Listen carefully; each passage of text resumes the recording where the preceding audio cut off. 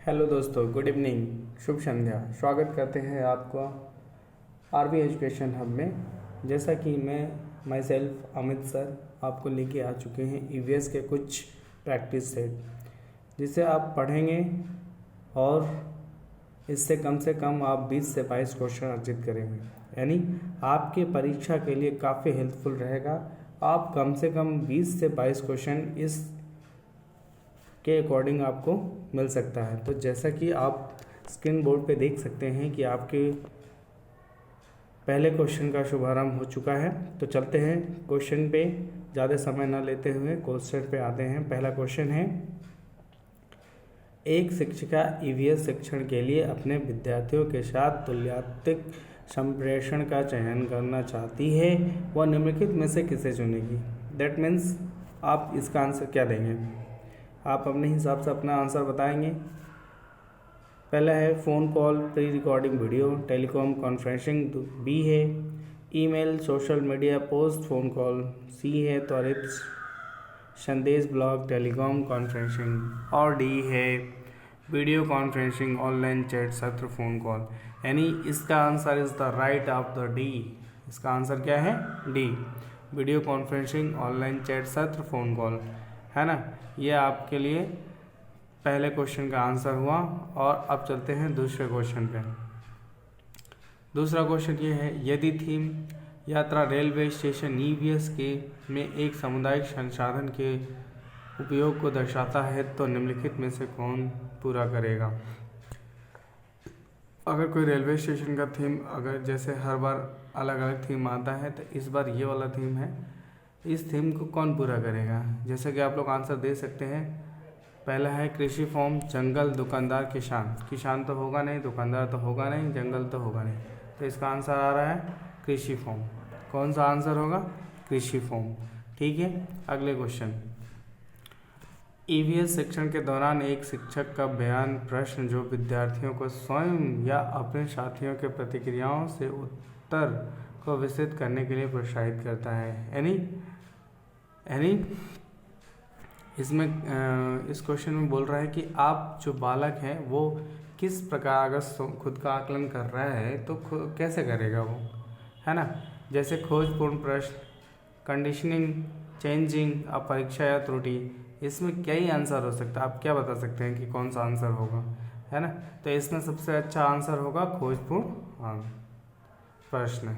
ठीक है, अगले क्वेश्चन पे चलते हैं।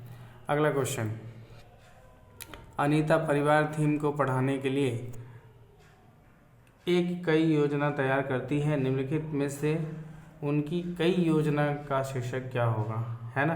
परिवार, घुमंतु परिवार, परिवार के प्रकार, एकल और संयुक्त परिवार, परिवार एक, परिवार के आंतरिक संबंध, परिवार संबंध, लिंग, भूमिकाएं, व्यवसाय से बदलते समय। यानी आपका आंसर इसमें क्या हो सकता है, जैसा कि आप लोग बता सकते हैं इसका आंसर। टाइम दूँ, चलिए आपको टाइम देता हूँ 20 सेकेंड। 20 सेकेंड में इसका आंसर आपको बताना है। जैसा कि आप बता सकते हैं इसका आंसर, है ना। इसका आंसर होगा, right answer is the D, है ना। इसका आंसर डी होगा, परिवार संबंधी, लिंग, भूमिकाएं, व्यवसाय बदलते समय, है ना। अनीता की जो थीम थी उसमें ये वाला आंसर था। अगला है निम्नलिखित में से कौन सा विकल्प कक्षा 1 से 5 तक के ईवीएस पढ़ाने का एक मुख्य उद्देश्य है। जैसा कि पहला है स्वतंत्र रूप से व्यवहारिक क्रियाकलापों को करने के लिए कौशल प्राप्त करना, बी है विद्यार्थियों को मिडिल स्तर पर विज्ञान पढ़ाने के लिए तैयार करना, सी है विषय की मूल्य अवधारणाओं की गहन समझ विकसित करना, डी है विद्यार्थियों को कक्षा के अधिगम को स्कूल के बाहर के जीवन में जोड़ने में सहायता। यानी कि सबसे अच्छा आंसर आप लोग इसका दे सकते हैं। ये तो आपके लिए काफ़ी अच्छा आंसर होगा, आप बता सकते हैं इसका आंसर। जैसा कि इन्वायरमेंट में या ईवीएस में जो भी क्वेश्चन आते हैं, अगर बाहरी जीवन से जुड़ा हुआ अगर शब्द मिल जाए आपको, तो समझिए कि वो 90% से लेके 100% के आंसर वो सही होता है। बस नहीं का ध्यान रखेंगे, नेगेटिव मार्किंग का ध्यान रखेंगे, नहीं तो ज़्यादा से ज़्यादा वही वाले आंसर सही होते हैं। तो इसका आंसर आपको क्या हो जाएगा, डी फॉर डेनमार्क, है ना। अगला क्वेश्चन है, एक ईवीएस शिक्षक कक्षा में एक प्रयोग प्रदर्शित करता है जिसमें एक अंडा पानी के गिलास में डूब जाता है परंतु पानी में नमक मिलने पर तैरता रहता है। विद्यार्थी की पूछताछ के लिए निम्नलिखित में से कौन सा सबसे उपयुक्त व्याख्या दे सकता है, यानी विद्यार्थी इस क्वेश्चन को कैसे व्याख्या दे सकता है। जैसे पहला ए है, प्रत्येक विद्यार्थी को पानी में विभिन्न वस्तुएं डालकर स्वयं निष्कर्ष निकालने दें, स्वयं का निष्कर्ष निकालने दें। बी है, पानी के घनत्व के कारण अंडा तैरता है। सी है, आप उच्च कक्षाओं में सही कारण सीखेंगे। डी है, अलग अलग मात्रा में नमक के साथ प्रयोग करके उसका अवलोकन करेंगे। यानी आप इसका आंसर कौन सा मारेंगे, जल्दी से बताइए हमको। आप जैसे कि अगर नमक का घोल अगर पानी में डाल दिया जाए या नमक को पानी में डाल दिया जाए तो ये एक प्रकार का लेयर बन जाता है और उसका जो त्वरित होता है, वो जो घनत्व होता है वो काफ़ी ज़्यादा हो जाता है। इसलिए वहाँ पे क्या होती है, अलग, इसका right answer for the D, अलग अलग मात्रा में नमक के साथ प्रयोग करके उसका अवलोकन करेंगे, है ना। अलग अलग प्रयोग करके उसको देखेंगे कि पहले में मैंने थोड़ा सा कम डाला, उसके बाद थोड़ा ज़्यादा डाला, तो क्या ही परिवर्तन होते हैं, ये आप देखेंगे अगला क्वेश्चन और आप इसका आंसर देंगे।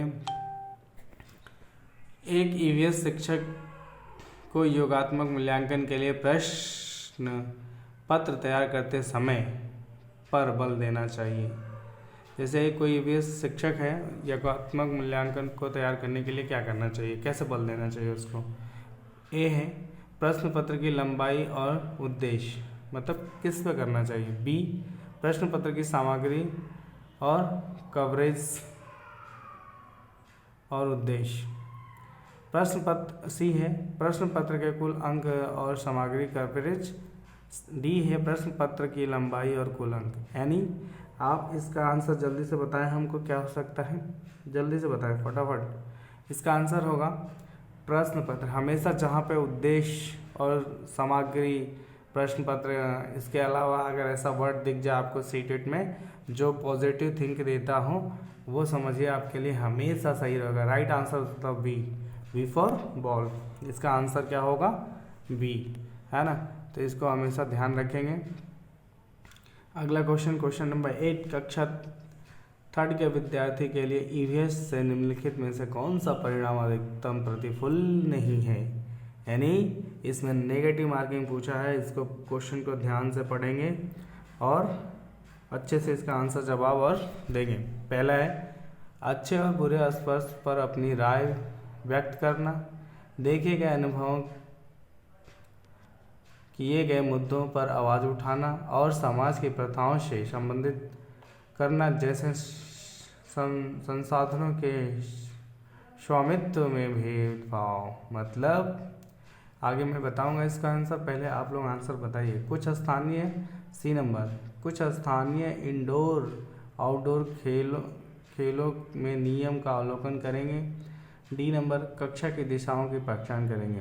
यानी देखिए, ये तो आंसर बहुत सही था, लेकिन लास्ट में इसने स्वामित्व भेदभाव दे दिया। तो भेदभाव हमेशा नेगेटिव मार्किंग रहेगा। कहीं पे भी अगर भेदभाव आ जाए तो समझिए कि वो नेगेटिव मार्किंग है। बिना आँख, मतलब बिना पढ़े, बिना देखे उसको आप स्वामित्व, जहाँ पे भेदभाव, जहाँ पे तुलना आ जाए वहाँ पे आप उसको राइट आंसर मांगे, जहाँ नकारात्मक पूछ रहा है, ठीक है। तो right answer is the B. अगला क्वेश्चन चलेंगे, अगला क्वेश्चन देखते हैं। आपको कक्षा 3 से 5 तक के अपने विद्यार्थियों के लिए ईवीएस पाठ्य पुस्तकों का चयन करना है। इस उद्देश्य के लिए निम्नलिखित में से कौन सा मानदंड सबसे उपयुक्त होगा। यानी ये जो है क्वेश्चन है आपके स्क्रीन पे, आप इसका आंसर बताएंगे। जैसे ए आंसर है, पुस्तक में चित्र बड़े और रंगीन होने चाहिए। बी है, भाषा सरल और विद्यार्थियों के मानसिक स्तर के अनुसार होनी चाहिए। सी नंबर, पाठ्य पुस्तक को सचित्र और विद्यार्थियों के लिए आकर्षक होना चाहिए। पाठ्य पुस्तक बाल उन्मुख होनी चाहिए तथा लिंग, जाति वर्ग और धर्म के आधार पर किसी भी रूढ़िवादिता या अपमानजनक व्यवहार रहित होना चाहिए। आज का आंसर आप लोग बताएंगे हमको जल्दी से। जैसा कि सीटेट का एक सबसे अच्छा ट्रिक है कि आप अगर सबसे बड़ा क्वेश्चन दिख जाए और उसमें पॉजिटिव थिंक उत्पन्न हो रहे हो, पॉजिटिव थिंक आ रहे हों, तो आप उसको पढ़ेंगे और उसी को लगभग वही आंसर सही होते हैं। तो इसका ध्यान रखेंगे। अगर इसमें सबसे बड़ा आया हुआ है तो समझिए कि right answer the D for Denmark. ठीक है, अगले क्वेश्चन पे चलेंगे।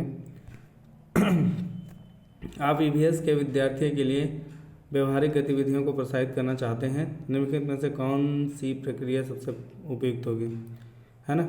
ईवीएस विद्यार्थियों के लिए व्यवहारिक गतिविधियों को प्रोत्साहित करना चाहते हैं, मतलब व्यवहारिक गतिविधियों को प्रोत्साहित करने के लिए आप सबसे अच्छा उपयुक्त तरीका कौन सा बताएंगे।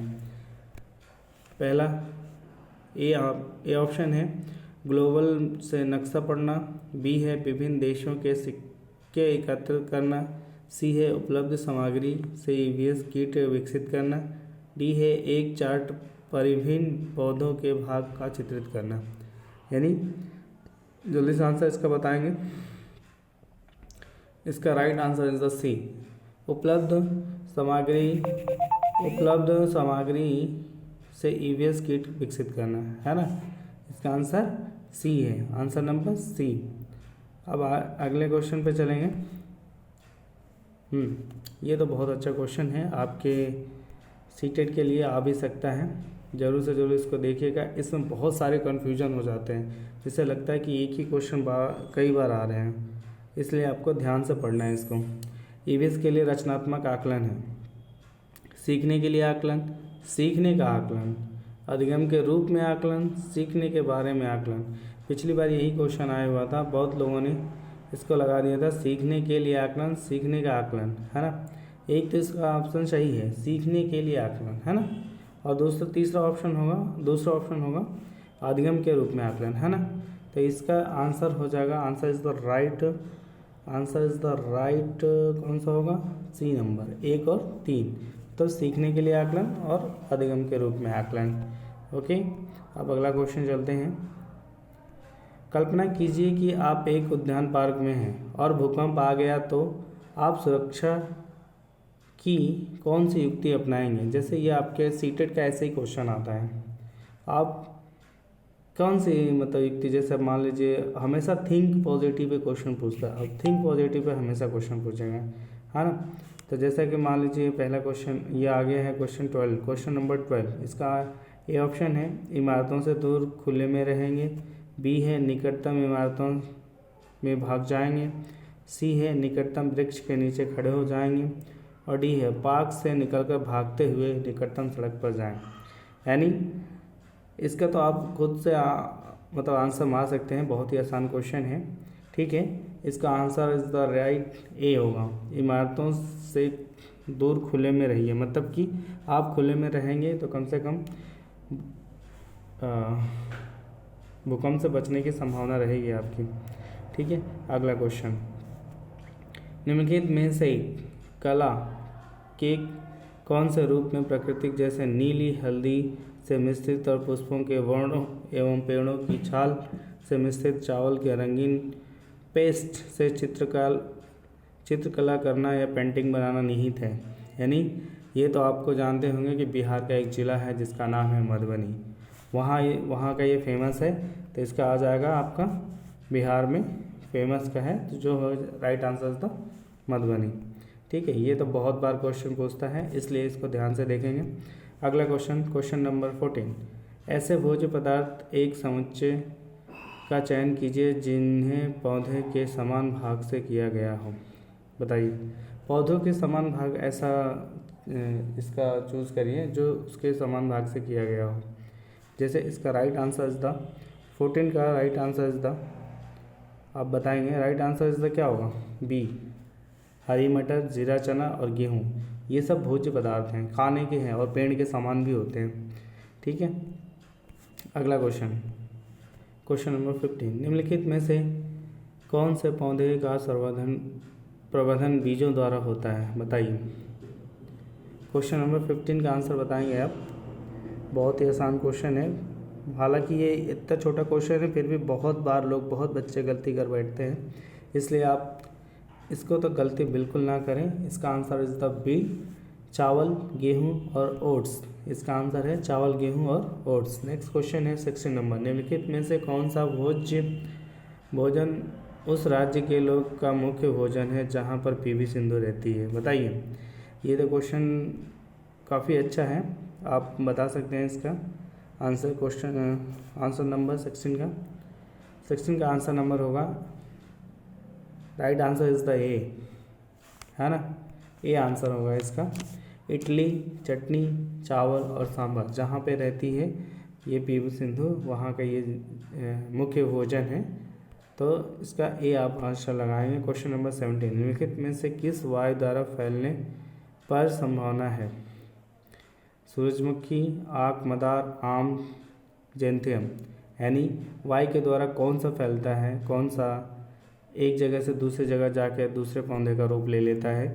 जैसा कि आप देख सकते हैं इसमें, ये आएगा आपका आक। आक जो होता है मदार, वो जब फूटता है तो वायु में बिखर जाता है, उसके जो बीज होते हैं वायु में बिखर जाते हैं और एक स्थान से दूसरे स्थान तक आसानी से चले जाते हैं। Next question, question number 18। Question number 18। आप दुकान से गेहूं लेते हो और आपकी माँ उसकी रोटी बनाती है। गेहूं से रोटी बनाने की प्रक्रिया के सही क्रम को चुनाव कीजिए। यानी क्वेश्चन ऐसे ही देता है, सीटेड पूरा घुमा के पूछेगा।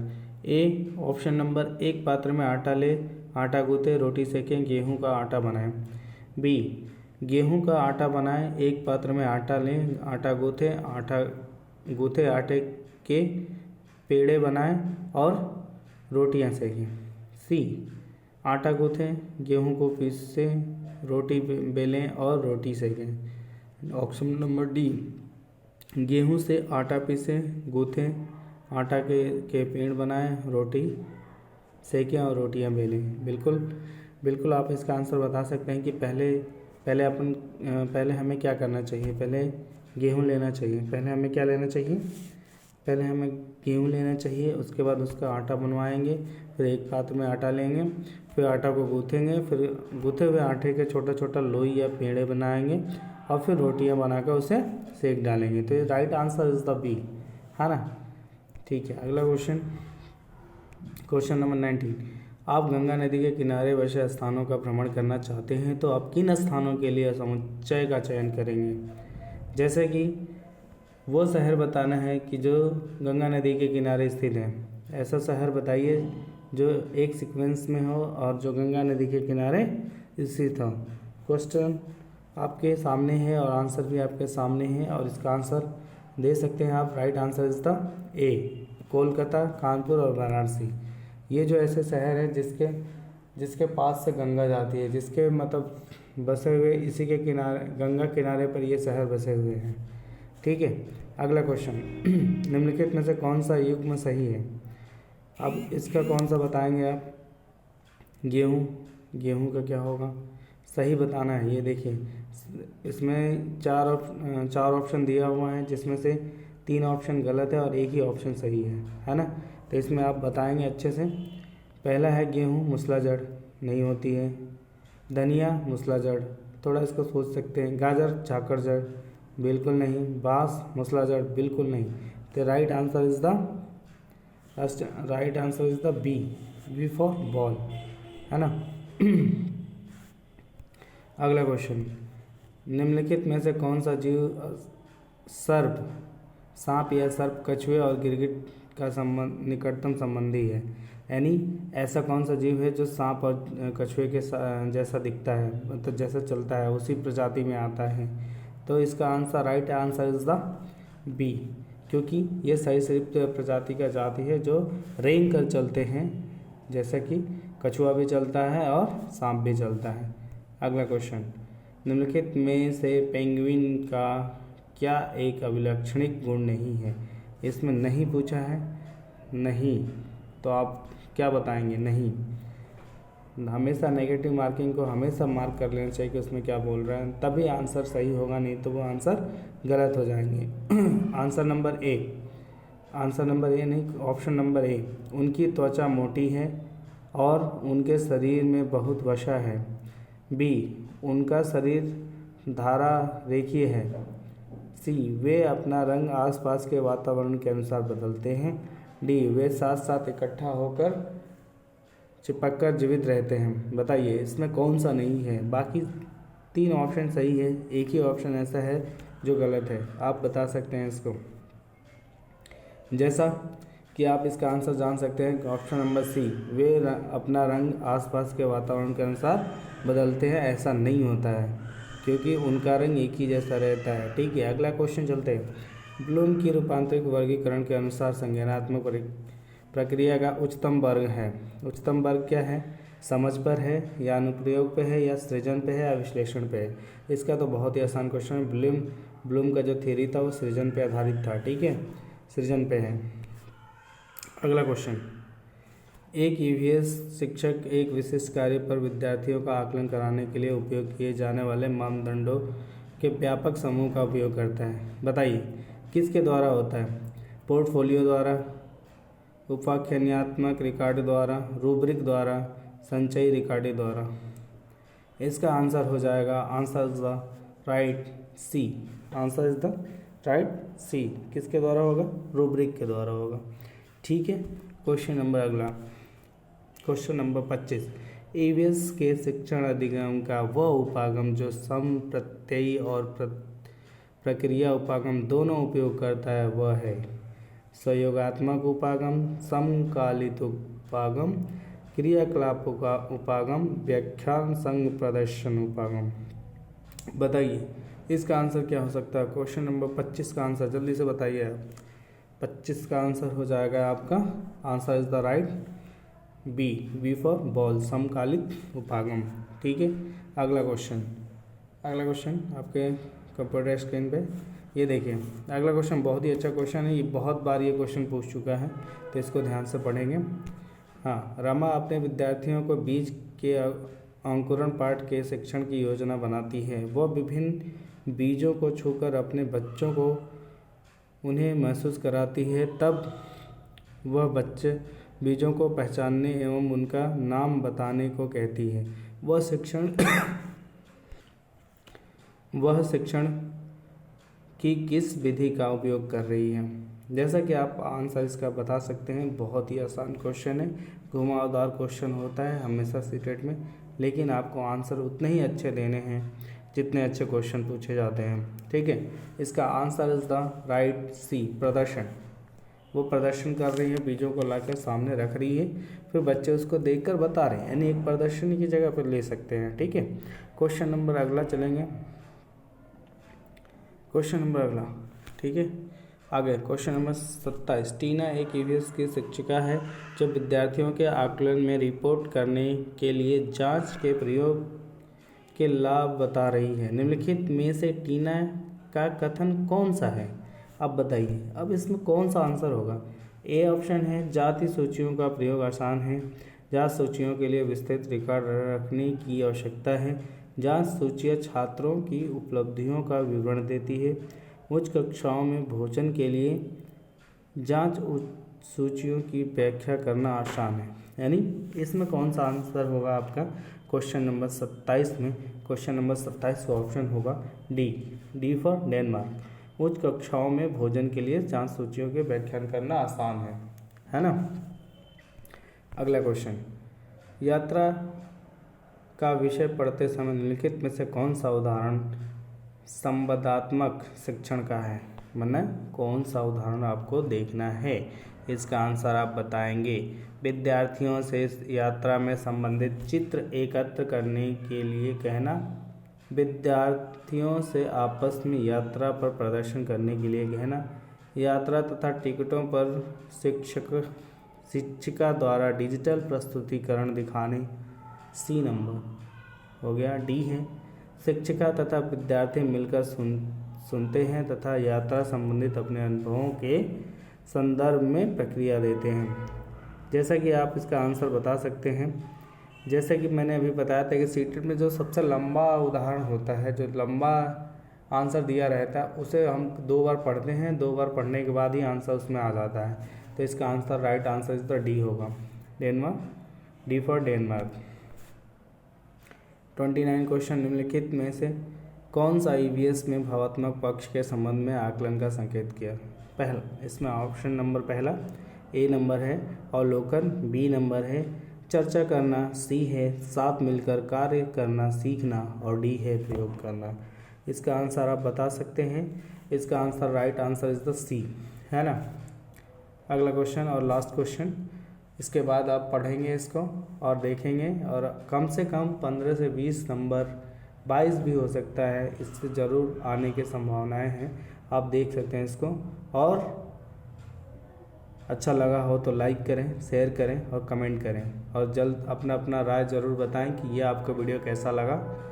नेक्स्ट और लास्ट क्वेश्चन है आपका, ईवीएस की कक्षा में जब कोई बच्चा अनेक अन्वेषी प्रश्न पूछता है, तब वह अपने कौन से कौशल को बेहतर नहीं कर पा रहा है? अब बताइए, ये तो एकदम कम से कम समझिए सीटेट का सबसे अच्छा क्वेश्चन है। ये पूछता है, हमेशा हर बार पूछता है। इसका आंसर आप क्या बताएंगे? सुनने का कौशल, प्रदर्शन का कौशल, विवेचना कौशल, समालोचनात्मक चिंतन का कौशल। यानी इसमें नहीं का हमेशा, जब भी नहीं आए तो उसमें लगा लेना चाहिए कि नहीं पूछ रहा है।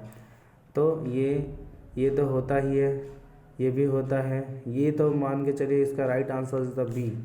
बाकी सब होते हैं उसमें, लेकिन इसका जो आंसर है वो बी है। ठीक है, प्रदर्शन कौशल। ओके, कैसा लगा आपको ये वीडियो? लाइक करें, शेयर करें और कमेंट करें, और अपनी राय ज़रूर दें कि ये वीडियो आपको कैसा लग रहा है। ठीक है, नेक्स्ट टाइम में नेक्स्ट प्रैक्टिस सेट के साथ मिलते हैं।